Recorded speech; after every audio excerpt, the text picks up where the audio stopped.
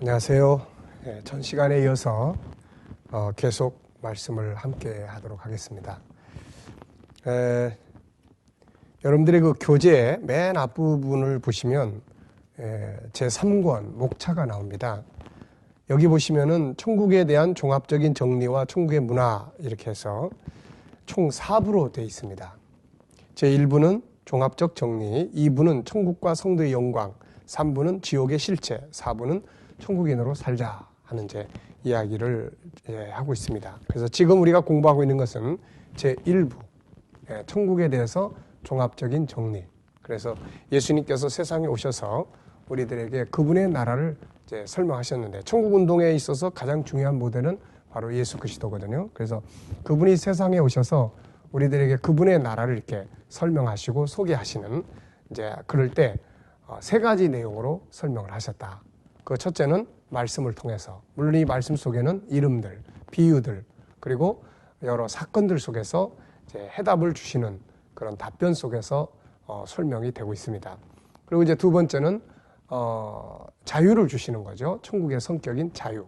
그래서 병든 자들에게 자유를 주시고, 죽은 자들, 또 묶여있는 자들에게, 이 자유는 오늘도 우리가 성령의 감동으로 이 땅에서 우리가 살아가는 삶의 현장에서 항상 누릴 수 있는 바로 그런 소중한 은혜의 선물입니다.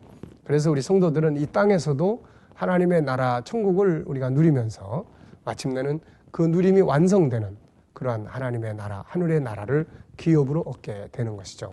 자, 세 번째는 바로 문화입니다. 삶의 문화. 그래서 예수님께서는 이 세상과 다른 나라에서 오셨기 때문에 그분의 나라를 이 땅에 오셔서 살아가신 거죠. 그래서 그 나라에 대한 대표적인 문화, 하나는 주님께서 살아가신 신본주의 문화, 그 다음에 또 하나는 산상수훈 속에 나타나고 있는 주님의 문화에 대한 가르침, 이런 것들을 우리가 지금까지 정리를 했습니다. 자, 이 시간에는 여러분들의 가지고 계신 교재, 가지고 계신 그 교재의 243페이지를 보시면 결론적 정리가 나옵니다. 결론적 정리. 그래서 이 결론적 정리는 지금까지 우리가 천국에 대한 종합적인 이야기를 나누는데, 이 부분에 대해서 우리가 좀 결론적으로 정리를 해보도록 하겠습니다. 여러분들이 가지신 교재는 244페이지가 되겠습니다.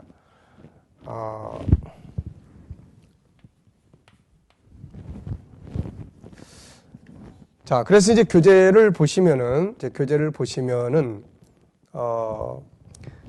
244페이지 보시면 지금까지 천국운동의 중심이 되는 예수님이 보이신 세 가지 천국운동의 모습을 통해서 그분의 나라가 어떤 것인지를 살펴봤다. 어떤가? 그분의 나라, 곧 천국이 종합적으로 정리되었는가? 이제 본장에서는 더욱 간추려서 결론적으로 그분의 나라를 정리하고자 한다. 네. 그래서 첫 번째는 천국인이 되는 것의 중요성 그랬습니다. 천국인이 되는 것의 중요성. 주님의 나라인 천국을 공부하면서 느껴지는 가장 중요한 것이 무엇인가? 그것은 천국 백성이 되는 것이다. 사람은 세상에 와서 수많은 일들을 하고 산다. 그런데 사실 알고 보면 천국 백성이 되는 것보다 중요한 일은 없다. 우리가 천국을 정리하면서 이 부분을 놓쳐서는 안 된다. 네. 자, 여러분, 우리가 세상에 와서 한평생을 이렇게 살아갑니다. 한평생 이렇게 살아가는데 과연 이 삶 속에서 가장 중요한 일이 과연 무엇일까요? 네. 저는 늘 하나님 앞에 기도할 때마다 이런 기도를 합니다. 세상에 와서 정말 주님 당신을 만나게 된 것에 대해서 너무나 감사하다. 네. 만약에 그분을 만나지 못했고 그분을 알지 못했다면은 지금 어떤 삶을 살아가고 있을까? 네, 세상적으로는 더 나을 수도 있겠지만은 그보다는 저는 내 인생의 어린 시절을 너무 고난과 어려움 속에 살아다 보니까 곁길로 나갈 수 있었던 그런 일들이 참 많았을 겁니다. 근데 예수를 만나고 그분이 날 부르신 거죠. 그 다음에 또 중요한 것은 그분의 계획, 인류 역사 전체를 통해서 역사하고 계시는 그분의 계획. 우리는 이것을 하나님 나라 운동이다. 이렇게 이야기를 합니다. 그러니까는 그분의 나라 운동을, 하나님의 계획을 바르게 알게 되는 것, 이것도 큰 은혜죠. 우리가 예수를 믿는 것으로 그치지 말고 바로 그분의 계획을 바르게 아는 것이 인생을 뭘 위해서 살아가야 될 것인가를 아는 것이 참 중요합니다. 아브라함이 갈대아 우리가 살다가 오늘 하나님의 부름을 받아요. 그리고 그 속에서 하나님의 부름을 받은 것으로 끝나지 않고 이제는 하나님의 계획을 알게 됩니다. 그래서 고향을 떠나죠. 가나안 땅에 들어와서 하나님의 계획들을 알면서 인류 구원이라고 하는 하나님의 나라 운동이라고 하는 계획을 알면서 새로운 인생의 비전을 갖기 시작을 합니다.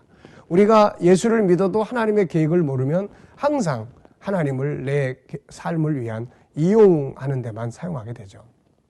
그런데 우리가 예수를 믿고 난 다음에 그 다음엔 그 속에 들어있어 그 속에 한 단계 더 들어가 보는 거죠. 내가 믿는 하나님은 어떤 분이고 그분은 어떤 일을 하고 계십니까? 그 하나님의 계획을 알고 나서 비전을 꿈꾸고 그 비전을 이루기 위해서 인생을 살아간다는 것, 큰 축복이 아닐 수 없습니다.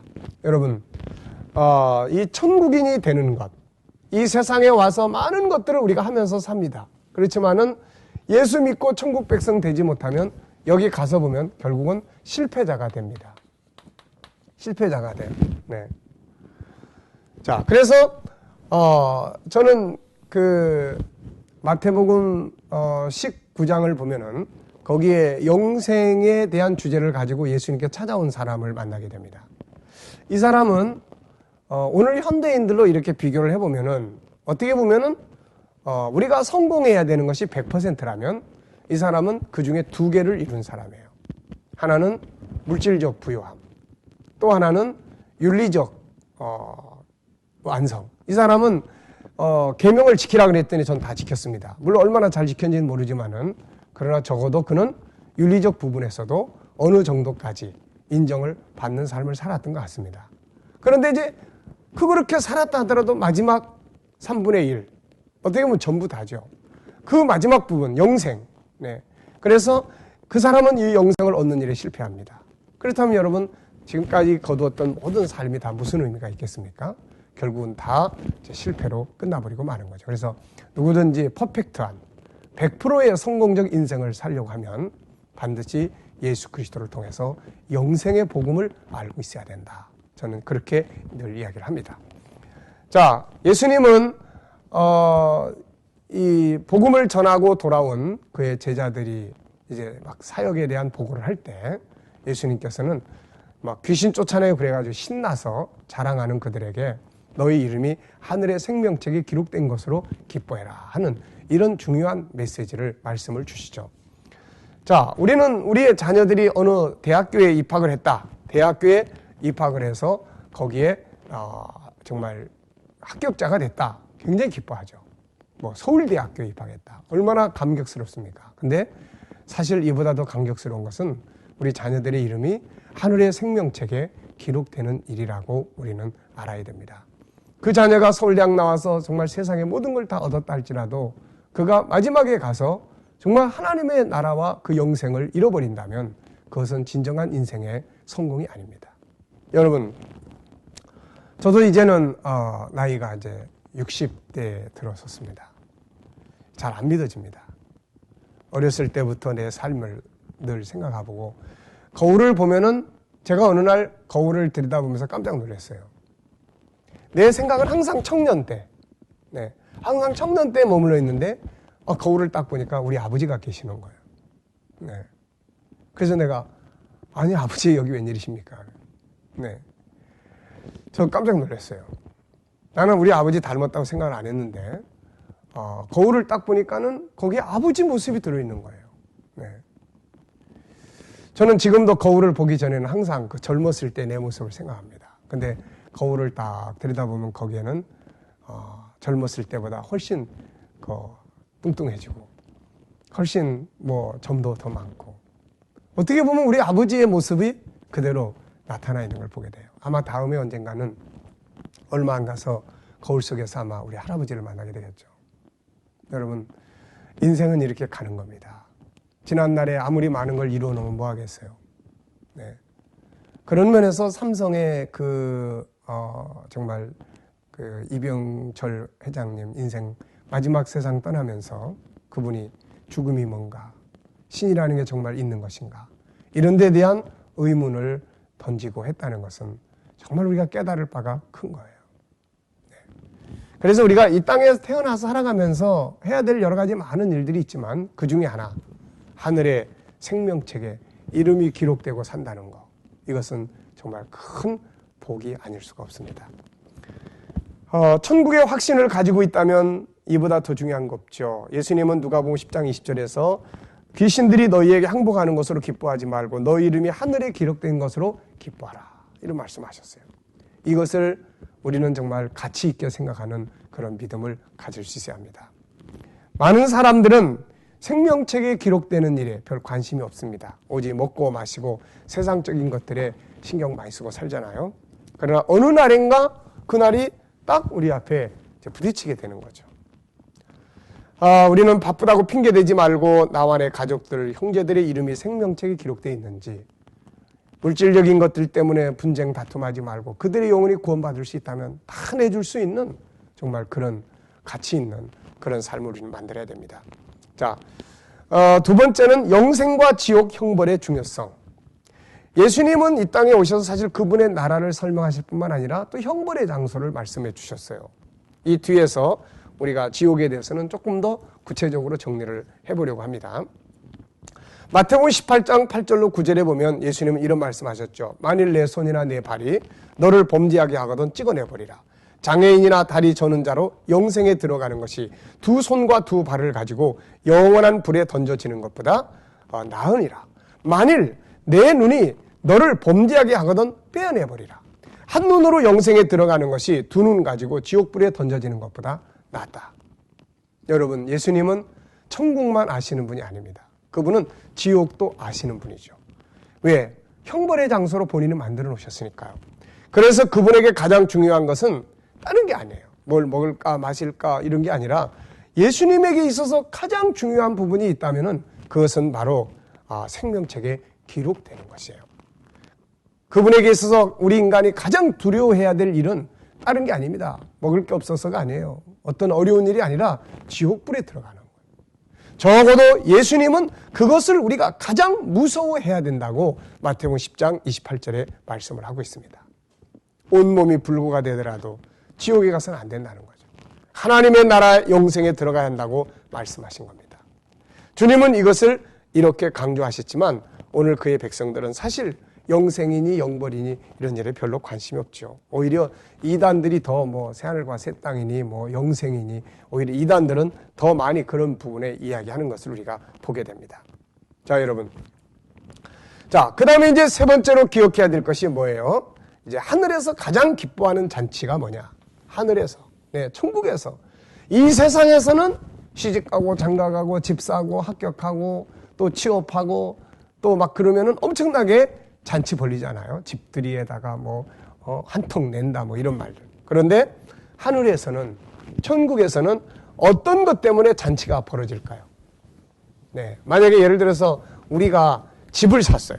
야, 아무개 집사가 집을 샀다. 그리고 하늘에서 그거 기뻐하면서 잔치할까요? 우리가 이 땅에서 대학교에 입학을 해서 합격을 했어요. 야, 아무개 아들이 입학했다더라. 아무개 장로의 아들이 입학했다더라. 그리고 하늘에서 잔치할까요? 아닙니다. 하늘에서 그런 것 때문에 잔치하는 일 없어요. 하늘에서 잔치하는 일을 예수님은 누가복음 15장 4절로 10절에서 설명을 했습니다. 한 사람의 영혼이 돌아올 때 이렇게 이야기를 합니다. 죄인 한 사람이 회개하면 하나님의 사자들 앞에서 기쁨이 되느니라. 이렇게 말씀하고 있어요. 한 사람이 돌아오면 하나님의 사자들 앞에서 하나님이 기뻐하시고 천사들이 기뻐하고 잔치한다는 것이죠.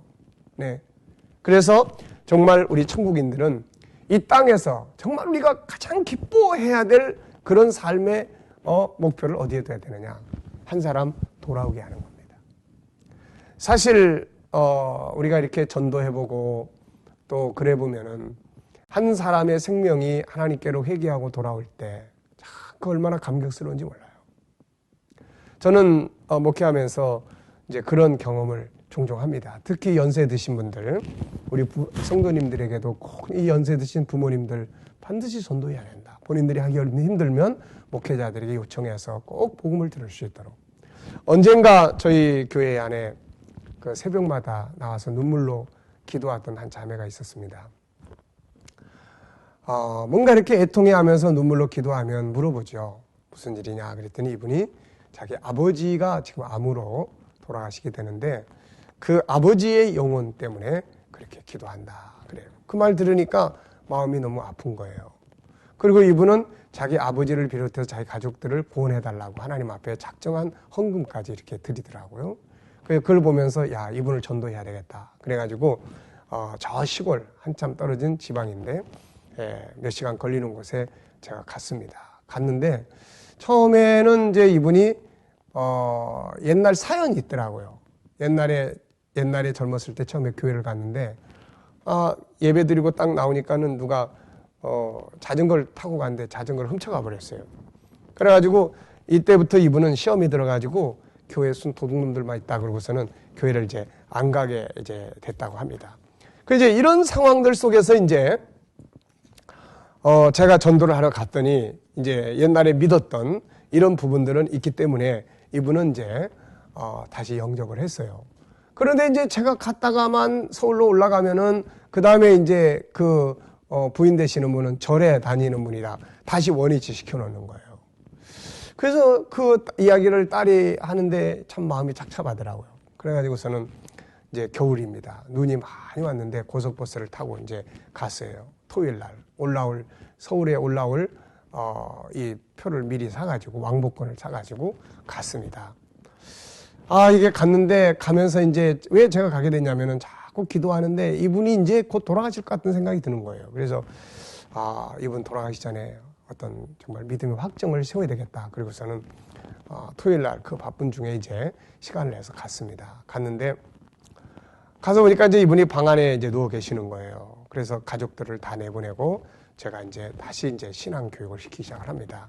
그래서 이제 믿음의 도리에 대해서 인생의 도리에 대해서 다 이렇게 이야기를 하는데 이분이 영 반응이 없어요. 근데 한참 있다가 눈을 뜨더니 뭐라 그러냐면 목사님 아직 멀었어요 그러는 거야.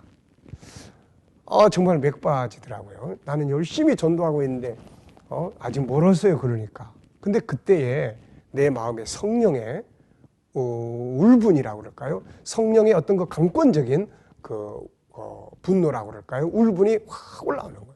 그래서 그때까지 막 조심스럽게 했다가 그 다음에는 제가 막 야단치는 것처럼 이야기를 했어요. 어르신, 제가 서울에서 여기까지 뭐하러 내려왔겠습니까? 오늘 이 바쁜 토요일이고 이 눈이 와서 얼음이 얼어있는 이 빙판길을 제가 뭐하러 여기를 왔겠습니까? 어르신에게 예수 그리스도를 다시 영접시켜서 구원받게 하려고. 어르신 지금 어디로 가는지 아십니까 지금? 바로 죽음의 세계를 떠나서 이제는 영원한 형벌, 지옥의 형벌에 들어가는데 왜 안 믿으려고 그러십니까? 그러면서 제가 머릿속에 그때 옛날 자전거 도둑 맞다는 이야기를 생각이 딱 나더라고요. 그래서 그 다음에 이제 무릎을 내가 딱 꿇었어요. 그리고서는 어르신, 제가 듣기로는 옛날에 교회 처음 가셨을 때 자전거를 누가 훔쳐갔다고 그러는데 제가 누군지는 모르지만은 그 사람을 대신해서 제가 대신 용서를 빕니다.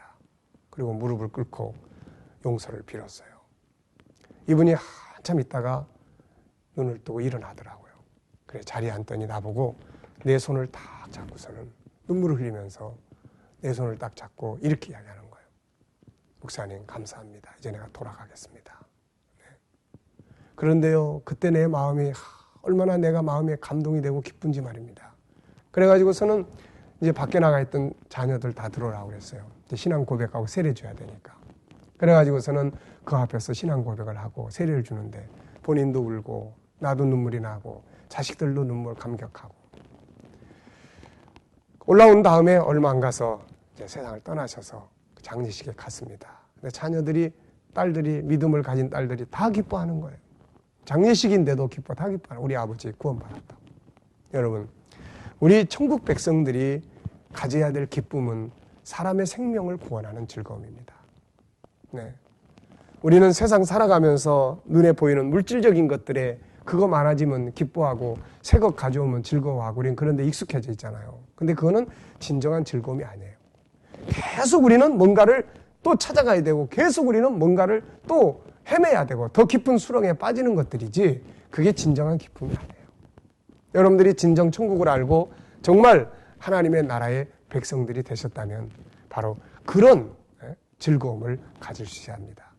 하나님은 딴 것 때문에 기뻐하는 거 아니에요. 하늘에서는 바로 그것 때문에 잔치를 벌인다고 예수님 말씀하신 거예요. 네. 오늘 우리는 바로 그런 즐거움을 가질 수 있기를 바랍니다. 집을 사는 것도 좋고 대학에 학교 가는 것도 좋고 사업을 많이 해서 돈을 많이 버는 것도 좋지만 천국에서는 그것 때문에 잔치하는 일은 없습니다. 누가 한 사람을 구원했을 때 하늘에서는 그것 때문에 기뻐하고 그 일을 위해서 수고한 자들의 수고가 헛되지 않도록 하나님께서 은혜를 베푸시게 되는 것이죠. 자, 그 다음 247페이지를 보시기 바랍니다. 247페이지. 이 내용을 보시면은 우리가 천국을 올바로 알아야 할 이유와 잘못된 천국의 개념들이 있습니다. 자, 우리가 천국을 알고 있지만 사실 이 천국에 대해서는 이단들도 많이 이야기를 해요. 그래서 이 천국을 우리가 바르게 아는 것이 참 중요하죠. 네. 자, 우리가 천국을 알아야 될 이유, 여기는 5가지를 써놨는데 전부 우리가 6가지를 우리가 이야기를 했었죠. 자, 천국을 알아야 될 첫 번째 이유가 뭐였습니까? 바로 인간의 본능이기 때문이다. 우리 인간 속에는 천국에 살도록 영원성이라는 게 만들어져 있어요. 그래서 인간은 절대로 세상 것 때문에 만족할 수 없는 이유가 거기 있습니다. 지구보다 크고 우주보다 넓은 천국이 내 안에 사실 자리 잡고 있기 때문에 그런 거죠. 자, 그 다음에 두 번째는 우리가 천국의 시민이 됐잖아요. 예수 믿으면 빌립보서 3장 20절에 있는 것처럼 천국의 시민권을 우리에게 줍니다. 그러니까 천국의 시민이 천국을 모른다 그러면 이거는 뭐 말도 안 되죠. 대한민국 사람이 대한민국을 모른다. 대한민국의 언어를 모른다. 대한민국의 문화를 모른다. 이거 못 사는 거예요. 그래서 우리가 천국을 알아야 천국의 시민답게 우리가 살 수가 있다. 그 다음에 세 번째는 지금 이 시대는 바로 천국의 가치가 너무나 필요한 때다. 모든 인간이 꿈꾸는 유토피아 건설을 위해서 인간이 만들어놓은 공산주의 그리고 민주주의 이 모든 것이 지금은 다 공산주의는 막을 내려버렸고 민주주의는 자본주의라는 것에 의해서 물질주의 세계를 더 강화시켰어요. 이 속에서 빈부의 격차, 이 속에서 절망과 좌절감 이런 것들이 우리는 너무나 많습니다. 그래서 이 시대에 관한 우리는 그렇다면은 이제 이런 거 말고 이런 것들이 채워져서가 아니라 이런 거 말고 어떤 가치를 가지고 우리가 세상을 살아야 될 거냐. 예수님 말씀하신 대로 먼저 그 나라와 그 의를 구하는 거죠. 이게 해답입니다. 그래서 이 시대에 필요한 가치이기 때문이다. 그 다음에 이제 네 번째는 성경을 푸는 열쇠다. 네, 성경은 바로 천국에서 오신 분의 이야기를 써놓은 거고 천국을 가서 보고 온 사람의 이야기를 써놓은 거고 천국에 임하는 것을 본 사람의 이야기를 써놓은 거고 천국의 보좌를 보고 말한 사람들의 이야기를 써놓은 글입니다. 그렇기 때문에 우리가 천국을 모르면 성경을 자꾸 세상 나라 쪽으로 풀어요. 네, 이 천국을 모르면 자꾸 우리는 세상 나라 쪽으로 성경을 풉니다. 네, 이게 하늘의 나라를 기록해 놓은 책인데 이걸 세상 나라 관점으로 자꾸 푼단 말이에요. 그럼 이게 올바로 이해되겠어요? 안 되는 거죠. 그래서 이게 참 성경을 제대로 풀지 못하게 만듭니다. 그래서 천국을 알아야 돼요. 그럼 천국을 다 알고 나면 그래서 십자가 지라고 그랬구나. 그래서 보물 하늘에 쌓아두라고 그랬구나. 그래서 이렇게 살으라고 하셨구나. 그게 다 이해가 되게 되는 거죠. 그 다음에 다섯 번째는 준비해야 되기 때문에 우리는 사실 계속 그 나라를 향해서 가고 있지 않습니까? 그렇기 때문에 우리는 준비를 위해서 이 나라를 알아야 된다. 그리고 마지막 하나 더 설명한 것이 뭐예요? 그것은 바로 이단들. 이 이단들의 유혹을 받지 않기 위해서는 반드시 우리가 이 천국을 알아야 된다. 이것을 모르면은 잘못된 천국을 가지고 이야기할 때 그게 올바른 건지 그릇된 건지 알 수가 없게 되는 것입니다. 그래서 우리가 천국을 알아야 된다. 천국을 알아야 될 6가지 이유. 다시 한번 간단하게 정리를 했습니다. 자, 이 시간 강의는 여기서 마치겠습니다. 감사합니다.